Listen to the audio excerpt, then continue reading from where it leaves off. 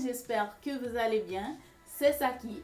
Bienvenue si vous êtes nouveau sur ma chaîne et re-bienvenue à vous qui nous suivez déjà depuis un bon bout de temps. Dans cette vidéo, je vous apporte quelques conseils sur comment mieux prendre soin de votre fleur intime en tant que femme. To all the ladies in the place with style and grace, allow me to lace these lyrical douches in your bushes who rock grooves and make moves with La fleur intime de la femme ou encore partie intime n'est pas bien connue. Normal, c'est une partie intime, mais je parle plutôt sur le plan anatomique. Une femme sur deux peut exactement dire quelles sont les composantes de sa partie intime et en citer les rôles. Voici donc, pour que vous puissiez mieux comprendre le reste de cette vidéo, un petit cours d'anatomie rapide, simple et facile.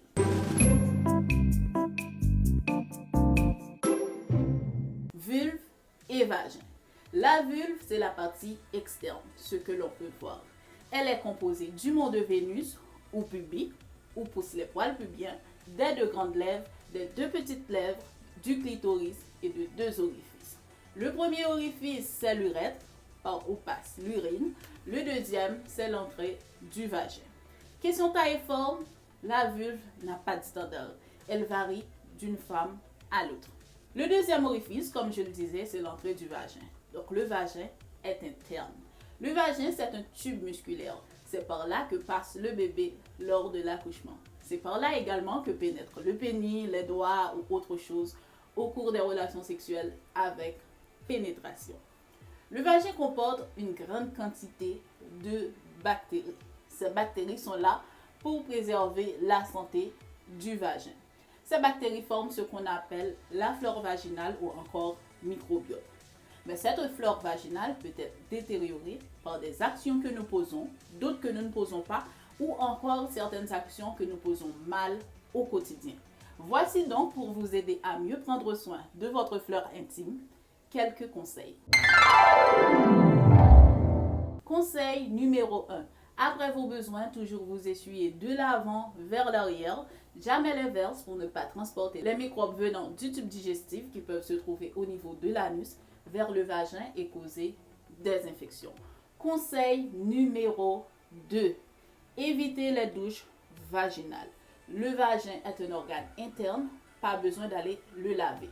D'ailleurs, il fait partie des organes auto-nettoyants de l'organisme. Un apport d'eau vers le vagin peut entraîner un déséquilibre de l'écosystème vaginal. Conseil numéro 3. Évitez l'utilisation des gants de toilette qui peuvent être de véritables nids de microbes ou encore de germes pouvant entraîner des infections vaginales.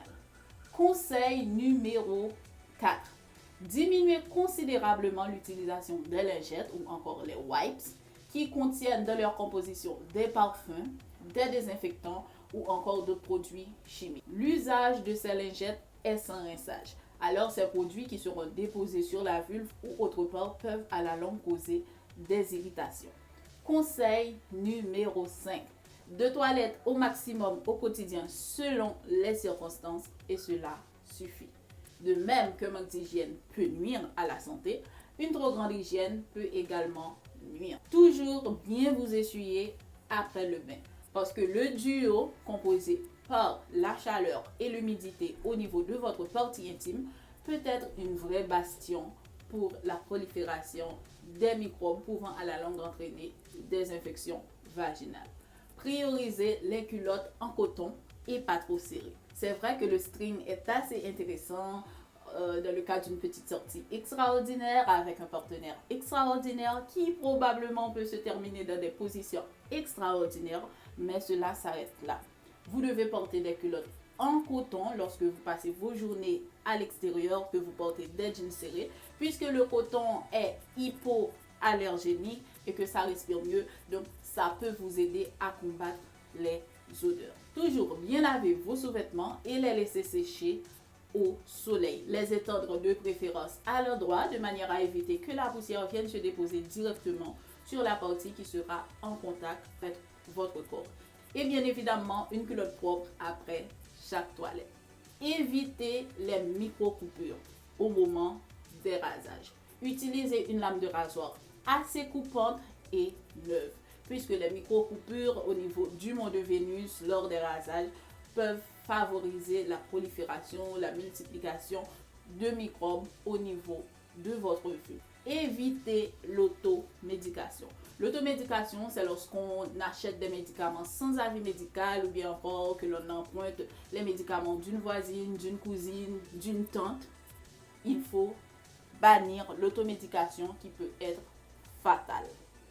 À chaque petite irritation, si vous avez le passage de liquide assez anormal, que vous jugez assez anormal, il n'est pas conseillé d'aller acheter des médicaments sans avis médical. Ce qui nous ramène bien sûr au dernier et 10e conseil, consulter un gynécologue.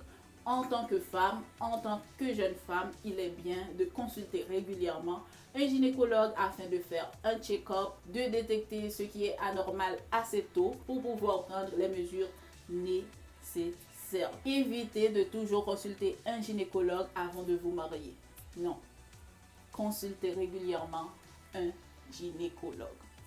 C'était tout ce que j'avais à vous dire aujourd'hui. J'espère que cette vidéo vous a plu, que les conseils vous seront utiles, qu'ils seront également utiles à une amie, une tante, une cousine avec laquelle vous allez partager cette vidéo.